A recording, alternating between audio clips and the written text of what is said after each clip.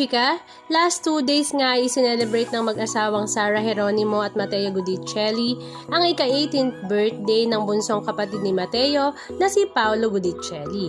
At syempre, present nga din ang buong pamilya Gudicelli. Marami nga sa mga netizens ang napakomment na parang kailan nga lang ay talaga namang napakaliit na bata pa lamang ni Paolo Gudicelli nang ipakilala nga ni Mateo ang kanyang kapatid sa mundo ng showbiz industry.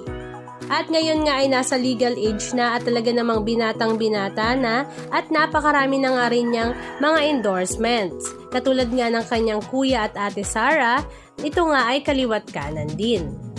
Samantala, ang Italian dad naman ni Paolo at ni Mateo ay kinatuwaan nga ng lahat dahil nga sa nakasanayan nito na kapag may birthday celebration ay hihilahin nga niya ang tenga ng kanyang mga anak maging ng kanyang asawa at mga apo. At dahil nga 18 na si Paolo ay 18 times nga niyang hinila ng hinila ang tenga ni Paolo.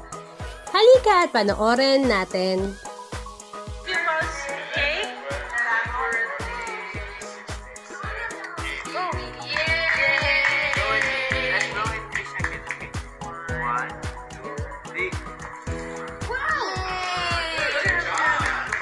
Birthday, bro. Happy birthday! Do you want cake?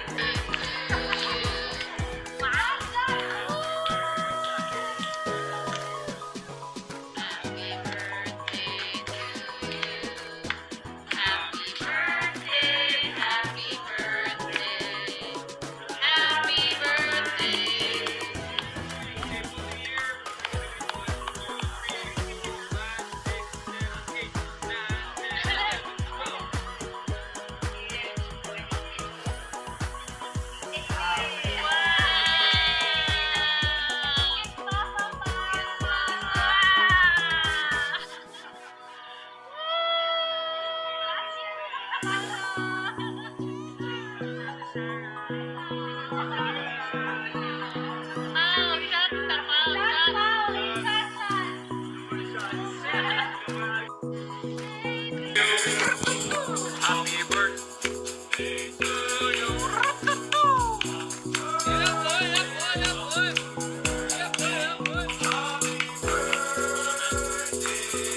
Thank you.